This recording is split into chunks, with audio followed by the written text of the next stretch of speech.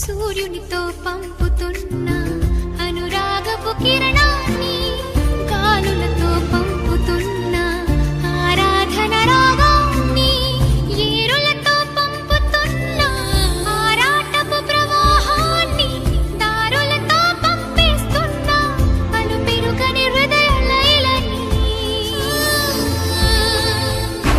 ఏ చోట నువ్వున్నా నీ కొరకు చూస్తున్నా నా ప్రియ